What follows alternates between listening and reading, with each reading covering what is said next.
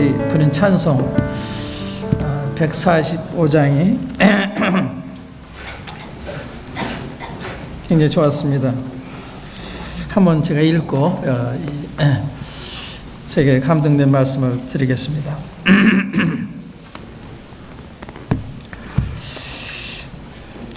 영원한 나의 주님, 영원한 나의 주님의 사랑, 영원한 나의 주님의 사랑, 내 원수라도 끊을 수 없네. 자기와 주님의 관계, 또 우리와 주님의 관계를 원수라도 막인 끊기 원하지만 끊을 수 없네. 어떤 분은 그런 얘기를 해요. 아무도 내 손에서 뺄 수 없다. 지금 그랬잖아요. 내가 저에게 영생을 주니 영원히 멸망치 아니할 터요 아무도 내 손에서 뺏을 수 없다. 근데 여기도 어떻게 얘기하는 사람이 있는가 하면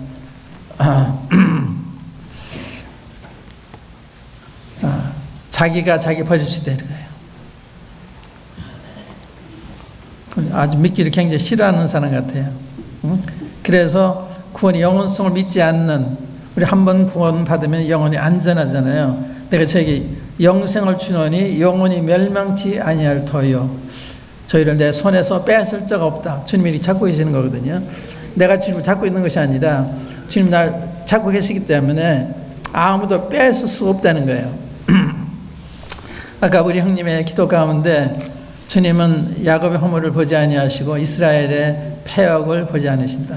굉장히 참 좋은 말씀 생각해 가셨는데, 우린 자꾸 우리 죄악을 보잖아요. 우리 언약을 보기 때문에 힘이 잃고 낙심하고, 그런데 주님은 안 보신다는 거예요. 요한복음 13장도 보시면 13장부터 16장까지 주님의 고별사안이에요. 주님이 제자들 마지막으로 이제 세상에 두고 떠나시면서 마지막으로 당부하시는 말씀, 우일하시는 말씀, 경계하시는 이런 말씀이 기록된 내용인데, 거기 보면 바로 그날 밤에 제자들이 주님을 버리고 도망을 가세요. 베드로는 3번 날 부인할 거다. 너희로 나를 버리고 혼자 둘 때가 왔다. 그런데 그 내용 읽어보면요, 조금 더 개의치 않으세요. 너희는 마음에 근심하지 말아라. 하나님 믿으니 또 나를 믿어라. 내가 집에 있을 곳이 많다. 내가 너희 위해서 처소 예배를 가노니 가서 처소 예배하면 내가 다시 와서 너희를 내게 영접하이나 있는 것은 너희도 있게 하겠다. 하나 개의치 않으세요. 좀 놀랍잖아요. 이 말씀은 우리가 주님 버리는 게 괜찮아서가 아니라 주님 버리는 게 잘못하는 거죠. 우리가 잘못하는 건 잘못하는 거예요. 그런데 주님 사랑으로 다 커버를 해주시는 거예요. 어머니가 자식의 모든 허물 안 보고 기여하는 것처럼 그게 사랑이잖아요. 그러니까 사랑하기 때문에 흠이 잘 안 보이는 거예요. 사랑은 맹목이다 하는 말이 있잖아요. 주님이 사랑이시기 때문에 우리 허물을 보지 아니하고 패역을 안 보시는, 그게 그렇게 나타나 있어요. 13절부터 17장까지 읽어보세요. 그 죄를 지적 안 하세요. 바로 그날 밤 지금 버리고 도망을 가시면서도 17장에 보면 오히려 저희들이 잘 믿었습니다. 알았습니다. 난 저희 통해 영광을 받았습니다. 그러시잖아요. 오히려 아버지 앞에 제자들 말씀하실 때 아주 아무 흠도 없던 사람들처럼 믿음도 온전하고 주님 아는 것도 온전한 것처럼 말씀하세요. 아버지 앞에 하나 송구사는 말씀 한마디도 없어요. 그게 주님이 지금 하나님 보좌 우편에서 우리 위해서 기도하시는 내용이에요. 왜냐하면 주님 안에서 우리를 보시기 때문에. 그래서 주님 안에 있다는 말은 주님 우리 죄를 모두 담당하셔서 합법적으로 우리의 죄값을 지불하셨기 때문에 합법적으로 우리는 죄 없는 자가 된 거예요. 이제는 벌 받을 이유가 없게 된 거예요. 합법적으로. 그냥 하나님 아버지께서 우리를 죄 있다고 하실 수가 없어요. 예를 들면 제가 누구한테 빚을 줬습니다. 근데 그분이 이거 도저히 갚을 길 없어 다른 사람이 그 빚을 저한테 갚아줬어요. 그러면 이번에 이제 빚이 없어요. 제가 빚 달라고 할 수 없어요. 하나님 아버지께서 아들 우리 주 예수를 통해서 우리 죄값을 다 받으셨잖아요. 진 죄는 벌을 받았기 때문에 하나님이 너 벌 받아야 돼 이렇게 못 하시는 거예요. 하나님 공의 하나님이시잖아요. 하나님도 우리한테 정죄를 못 하세요. 정죄 안 하시기 위해서 그렇게 하신 거예요. 그래서 정죄가, 그리스도 예수는 결국 정죄가 없다. 죄가 있어도 죄를 여기지 않으시는 거예요. 그러니까 하늘나라 가는 거예요. 그 은혜로. 그러니까 오늘도 아침에 방송을 듣는데 난 그분에 참 감사했는데 참 훌륭한 목사님이 계세요. 참 말씀은 너무 훌륭하게 전해요. 제가 이 들으면서 많이 배우는데 똑같은 얘기 했어요. 그분이 항상 우리 함께 하신다. 우리가 잘못해도 함께 하시고 잘했다 함께 하시고 잘못해 함께 안 하신다 생각하잖아요. 잘못해도 더 함께 하시는 거예요. 자식 아플 때 부모 신경을 더 쓰시잖아요. 그 이야기를 하시는데 너무나 좋더라고요. 그렇게 전해서 누가 해서 잘못해도 주님이 함께 하신다. 난 너를 버리지 않고 떠나지 않는다. 세상 끝나기 전에 함께 하겠다. 이게 주님 약속이거든요. 그 이야기를 안 들어요. 사탄이 못 듣게 해요. 못 믿게 만들어요. 그냥 항상 근심하고 기뻐하는 것보다 근심하고 항상 기뻐하라고 그러잖아요. 범사에 감사하라고 그러잖아요. 그 무슨 뜻이에요? 좋은 뜻이 있으니까. 네, 이런 너 어려운 일을 다 하고 있는 이게 좋은 뜻이 있어. 결국에도 좋을 거야. 우리 박 형제도 보라고 또 좋은 일 있을 거라고. 주님이 그런 이야기 하셨죠. 베드로한테 나의 하는 것이 이제는 네가 알지 못하고 후에는 알리라. 우리가 이 어떤 일을 당할 때 당시에도 몰라요. 뒤에 지나가 보면 주님이 뜻이 계셨구나 하는 걸 알게 되잖아요. 그래서 어떠한 이 어려운 일을 당하시더라도 주님이 뜻 있게 해서 허락하신 거예요. 그래서 환경을 탓하지 마시고 받으세요. 주님, 저를 축복하시려 이런 어려움을 주신 줄 믿습니다. 감당하기 믿음을 주십시오. 받다 보면 주님이 거듭하시는 거예요. 왜냐하면 그 뜻을 이루셨기 때문에. 어떠한 일을 당해도 주님 바라보고 기뻐하고 그게 범사에 감사하는 뜻이거든요. 제가 여러 번 말씀드렸잖아요. 구약의 요셉이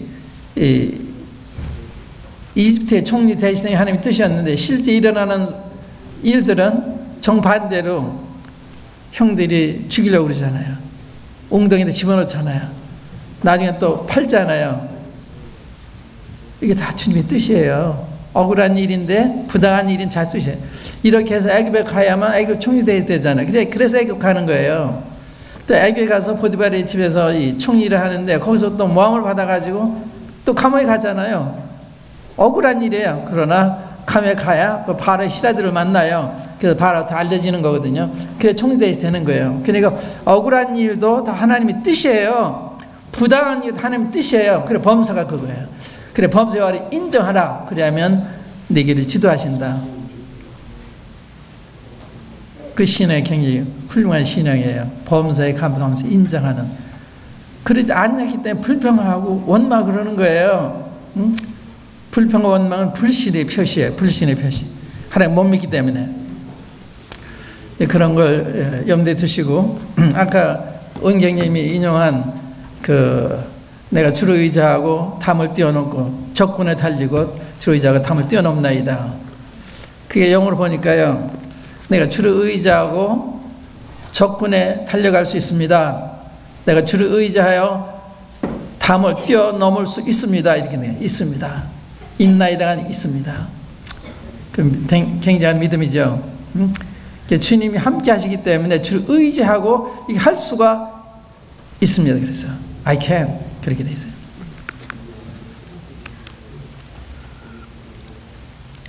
자, 한번 영어로 읽어드릴게요. 18장 29절이죠. For by you I can run against a troop. I can run against a troop. 적군을 대항해서 달려갈 수 있습니다. 도망가지가 달려갈 수 있습니다. 대적할 수 있기 때문에 무찌를 있기 때문에 마치 다윗이 골리앗장을 향해서 막 달려간 것처럼 어떻게 달려가요? 주를 의지하여 달려가는 거거든요. 그 다음에 주를 의지하여 By my God I can leap over a wall. 담을 뛰어넘을 수 있습니다.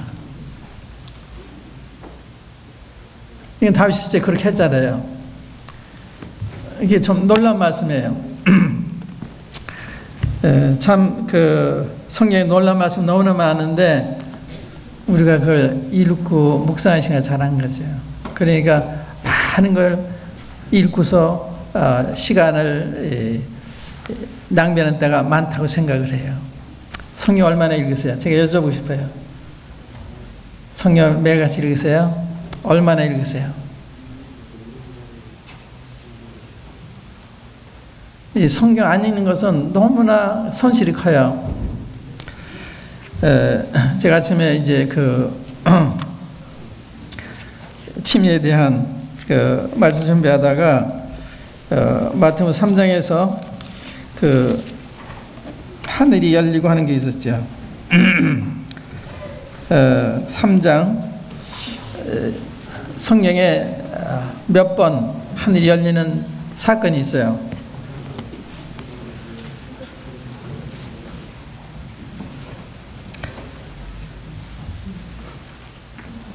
16절 보시면 마태복음 3장 16절 예수께서 세례를 받으시고 곧 물에서 올라오실새 하늘이 열리고 하나님이 성령의 비둘기같이 내려 자기 위에 임하심을 보시더니 하늘로부터 소리가 있어 말씀하시되 이는 내 사랑하는 아들이요 내 기뻐하는 자라 하시니라. 이때 참 아버지께서 처음으로 이런 기쁨을 누리시게 됐었던 것 같습니다. 이렇게 말씀 적이 없어요. 이는 내 사랑하는 아들이요 내 기뻐하는 자다 이렇게 말하는 인간이 없었어요. 근데 이 아드님 보시고 이렇게 하셨는데 주님이 침례 받으러 물속에 들어가 보시면서 아버지가 너무 기뻐하신 거예요. 기뻐서 하늘문을 여시고 이런 이야기를 세상에 말씀하신 거예요. 응? 이는 내 사랑하는 아들이다. 내 기뻐하는 자다. 너희 저희 말을 들어라. 그러니까 예수님이 누구신지를 아버지께서 친히 세상에 증거해 주신 거예요. 이때. 근데 그때 이 아드님이 침례받은 이 모습을 너무 좋아하신 거예요. 그 하늘 여시고 자신의 기쁨을 이렇게 말씀하신 거거든요. 그러면 오늘 이 침례받은 분들에 대해 어떠실까?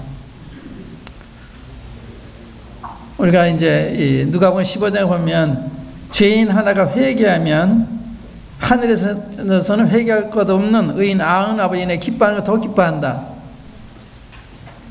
우리는 이 구원 역사를 보통 보는데 가만히 성경을 보니까요 하늘하고 다 총동원이 되는 것 같아요. 아까도 말씀드렸죠. 사도행전 8장에 보면은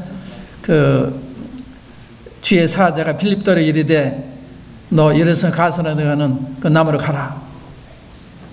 그 다음에 이제 빌립 가 있을 때 또 성령께서 이르시되 병거를 가까이 가라.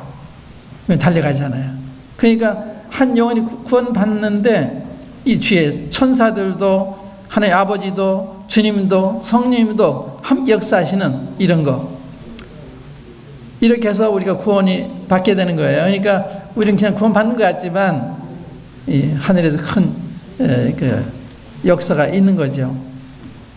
우리나라에 복음이 들어올 때요. 제가 이제 영국에 갈 때 비행기를 타고 이제 한국 교회에서 읽었습니다. 한국 교회에서 읽어보면서 얼마나 많이 흘렸는지 영국이 우리 어머니 같은 생각이 들 정도로 거기 와서 복음을 전해서 내가 구원받았기 때문에 이거 무슨 말인가 하면 제가 읽어보니까요.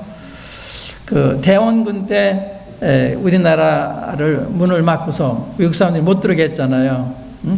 그래 세국 정책을 썼는데 그러니까 성에서 오고 싶어도 못 와요. 그 다음에 우리나라는 당시에 모르는 나라예요. 선교사들이 중국과 일본까지 왔지만 한국에는 올 생각 안 해요. 왜냐하면 한국에 나 있는지도 모르니까 그저 중국의 속국인가 이런 정도로 알지. 그러니까 한국은 잊어버린 나라, 잊어버린 나라 이런 나라예요. 그런데 어떤 일이 일어난가 하면 중국에 온 선교사들 가운데 만주째 요한이 있는 분들이 있어. 거기서 한국 사람들 만난 거예요.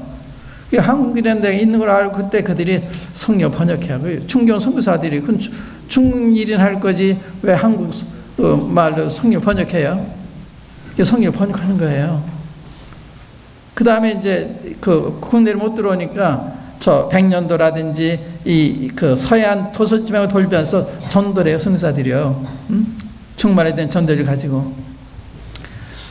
그래서 이 성경이 이미 주님 번역해 놓으셨어요. 선교사들이 우리 한국 들어오기 전에.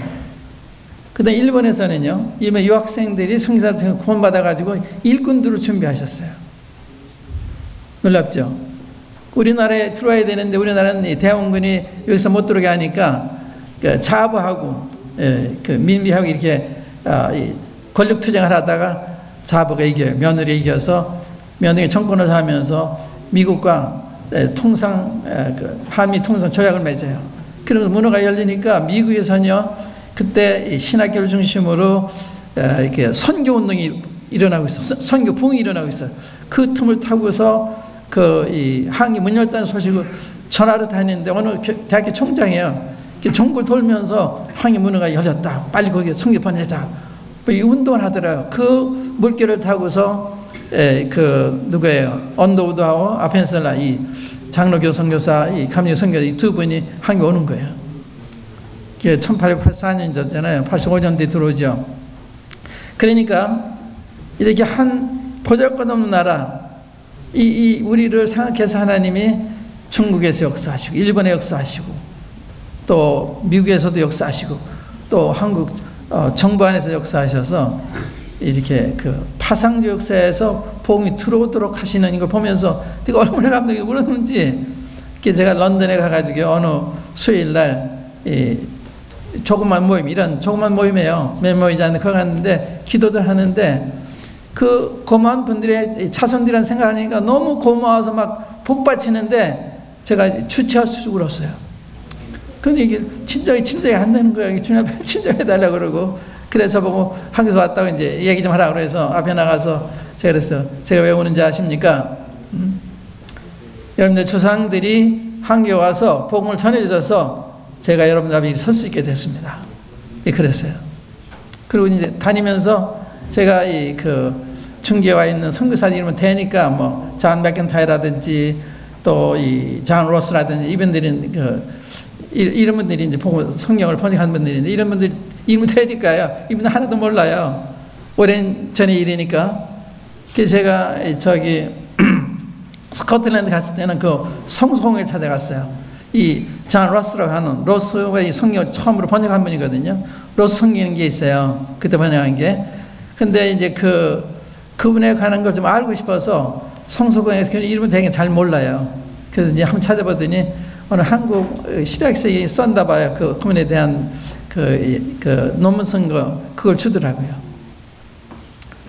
그들 까맣게 읽고 있는데, 주님은 그런 분들을 통해서 우리한테 복음이 전해진 거예요. 그러니까 한 사람이 구원 받는데, 한 나라가 복음을 듣게 하는데, 하늘에서 이렇게 역사하신다 이 말이에요. 놀라운 방법으로.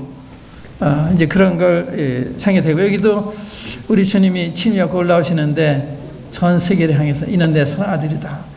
내 기뻐하는 자다. 그러니까 주님을 영접하면 하늘에서는 회개 끝없는 의인 아흔하고 이내 기뻐하는 것보다 더 기뻐하다 그러셨는데 침략받는 사람이 얼마나 더 좋아하시겠어요. 이젠 주님 위에 살겠다고 이리 오는 거니까 주님 너무 좋아하시는 거죠. 그러니까 우리가 주님께로 마음을 돌이켜 순종할 때마다 주님께서 좋아하시는 거예요. 그렇잖아요. 그래서 성경 안 읽다 성경 펴서 읽는 거 보셔도 좋아하실 거고, 무릎 꿇고 기도하는 거 봐도 좋아하실 거고, 전도하는 거 봐도 좋아하실 거고, 우리는 다 모를 거예요. 근데 주님 벌써 얼마나 기뻐하실까. 저도 가끔 이렇게 열심히 전도하는 분들 보면 감동이 돼요. 그냥 하나님 얼마나 감동이 되시죠. 어떤 분들은 성도들이 찾아다니는 분들이 있어요. 응? 다 아무도 생각하는데 이렇게 어려우면 다 찾아다니는 분들이 있어요. 그거 보면 얼마나 귀해요. 얼마나 아름다워요. 아버지 앞에 얼마나 더 그럴 거냐 이 말씀입니다. 여기 주님이 침례 받으실 때 아버지가 죽도록 충성하기 위해서 발적을 떼는 이런 발적이기 때문에 아버지가 너무 좋아하신 거예요. 하늘을 여시고 이런 말씀하신 거예요. 두 번째는요, 사도행전 8장을 보세요. 7장, 사도행전 7장에 보시면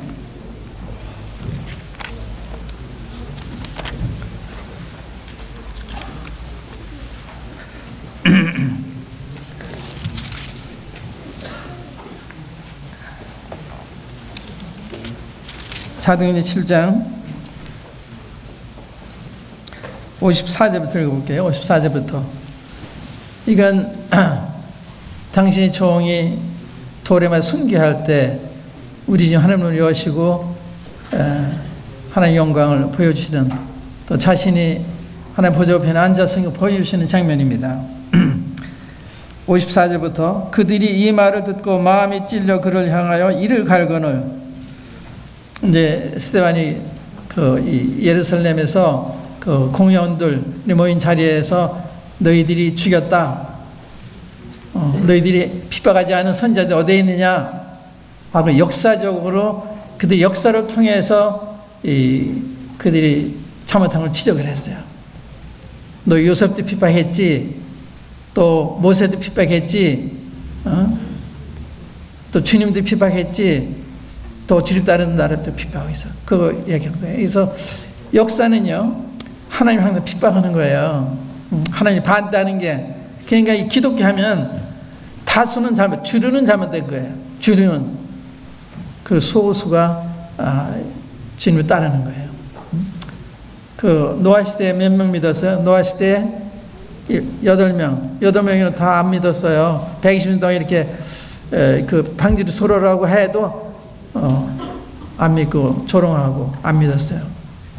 또 애굽에서 나온 수백만의 이스라엘 백성들이 몇 명이 저기 들어갔어요? 가나안 땅에? 2사람밖에 못 들어갔어요. 나온 사람들 중에. 그렇죠? 주님이 소자들아 두려지 말아라. 또 너희는 좋은 문으로 들어가기 힘써라. 멸망이 있는 크고 그 길이 넓어서 그리 가는 자가 많고, 생명이 있는 문은 좁고 그 길이 협착해서 찾는 이가 적다. 주님 오셨을 때 이스라엘 백성들과 몇 명 있었어요? 누가 보면 몇 사람, 마태복음 몇 사람밖에 안 돼. 손에 꼽으면 몇 사람밖에 없었어요. 다 주님 반대하는 사람들, 주님 몰라보고 등지고 사는 사람들. 주님이 전도한 다음에 남은 사람 얼마예요? 사도행전 1장에 보면 120명밖에 안 돼요. 수천 명, 수만 명이 따라다녔는데 남은 사람 몇 명 안 돼요. 그러니까 주님 따르는 사람은 소수입니다. 소수. 그 가운데 여러분과 저가 부름을 받은 거예요. 이 기독교의 줄을 볼 때 이 복음을 몰라요. 제가 이 설교 들어보면요, 얼마나 안타까운지. 예배를 설명할 때 예배를 하게 만들어야지, 예배 설명만 하면 되는 게 아니잖아요. 또 주님을 이야기하면 주님이 누군지 가르쳐 줘야죠. 믿음이 이랬다고 이야기하면 주님 이야기 안 해주고, 그냥 껍데기만 얘기를 해요. 이런 거다 저런 거다. 그거 하는데 알게 해줘야죠. 그러니까 이 알맹이에 빠져있는 이런 설교가 많아요. 그런데 훌륭한 분들 많이 계세요. 제가 아침에 오면서 항상 여기 올 때 이제 9시 반에 떠나는데, 그러면 그때부터 나오는 설교가 있어요. 걱정마세요. 그건 참 훌륭하세요. 우리 기독교를 향해서 외치는 분이에요. 그래서 제가 그분이 기도했습니다. 저분 보여주십시오. 붙들어 주십시오. 세례왕과 같이 만들어 주십시오. 그런 사람 사탄이 싫어하거든요.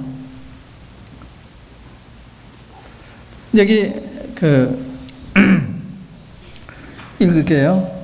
54절. 그들이 이 말을 듣고 마음이 찔려 그를 향하여 이를 갈거늘. 스데반이 성령 충만하여 하늘을 우러러 주목하여 하나님 영광감이 예수께서 하나님 우편에 서신 것을 보고 말하되, 보라 하늘이 열리고 인자가 하나님 우편에 서신 것을 보노라 한데, 그들이 큰 소리를 지르며 귀를 막고 일찍 그에게 달려들어 송박으로 내치고 돌로 칠세.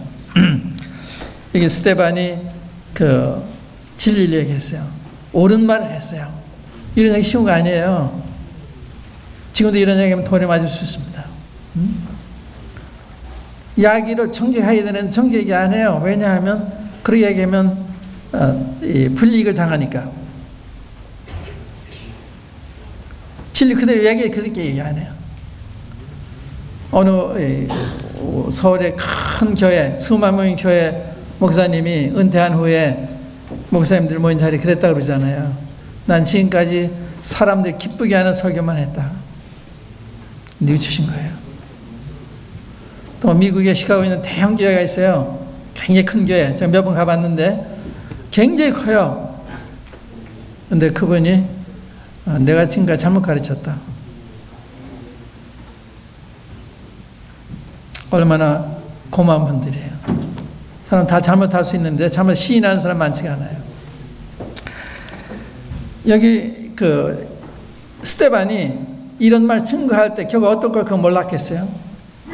그러나 성령의 강권을 받아서 이스라엘 역사를 들면서 너희들 항상 하나님 성도를 핍박했다. 핍박하지 않은 사람 누가 있냐? 지금 너 이렇게 예수님을 잡아준 자고 살인자가 되나니 하면서 증거하잖아요. 그러니까 예수님을 하나님 아들로 시인하고 그러니까 그들이 제일 미워하는 분인데 그 얘기하니까 이를 갈면서 돌을 쳤는데 그때 주님이 나타나셨어요. 하늘 여시고 하나님의 영광과 자신 하나님 보좌 우편에 서신 것을 보이셨습니다. 스데반이 그 하늘을 우러러보고서 이렇게 얘기했잖아요.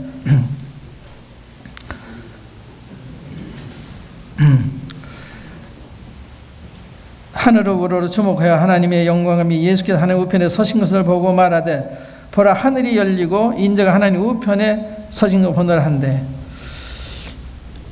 인자는 사람이에요. 지금 하나님 보좌 우편에 사람이 서 있는 거예요. 인자 된 우리 주님이, 그러니까 이 말은 앞으로 우리가 그와 같은 모습으로 거기 가 있을 거다 하는 이게 전편에 같은 거예요. 인자가 하나님 보좌 우편에 서신 걸 보노라. 당신이 아들이 이렇게 돌에 맞아 고난당을 걸 바라보시면서 주님이 안정이 없으시기 때문에 서셨다. 너 그랬어요. 서셔서 그 하늘의 영광을 보여주시면 이걸 다 감당할 수 있도록 했을 때 스데반이 어떻게 해요? 주여 이 죄를 저리 돌리지 마옵소서. 그리고 자더라. 얼마나 훌륭해요. 하나도 자기 일을 미워하는 사람들을 미워하지 않고 저들을 용서하고 용서를 받기 위해서 기도하는 이런 장면. 하늘이 열렸다. 놀라운 장면입니다. 그러니까 이때는 당시 종이 핍박당할 때 지금 모르시는 게 아니에요. 다 알고 계십니다. 참사마리가 땅에 떨어지는 것도 우리 머리카락을 다 하나하나 헤아리신다고 말씀하셔서 다 아시는 분이에요. 모르시는 게 없어요. 여기 신음소리를 다 들으세요. 단소리 다 들으십니다. 다윗이 살이 쫓기면서 베들레헴의 그 우물에 물을 좀 마셨으면 좋겠다고 속으로 얘기하는데 시라한테 그걸 듣고서요 중을 무릅쓰고 그 적진에 가서 물을 기러 와요. 왕에 대한 충성으로. 근데 다윗이 그걸 못 마셔요. 이거 내가 마실 수가 없다. 이 목숨을 걸고서 이렇게 떠온 물이기 때문에 그것처럼 다윗이 하는 소리를 들은 것처럼 하나님께서 우리에게 다 들으시는 거예요. 탄식 소리, 심해하는 소리, 고민하는 마음 다 좀 보고 계세요. 우리 머리카락 다 헤어지면 됐다. 너희는 두려워하지 말아라. 너희는 많은 참소를 기하다. 그렇게 말씀하지 않으셨어요. 주님이 당연히 종을 바라보고 계시는, 그래서 이 어려운 때 의지가 되어주시는. 그 다음에 빨리 제가 말씀드리겠습니다. 계시록 4장을 보세요. 계시록 4장에 보시면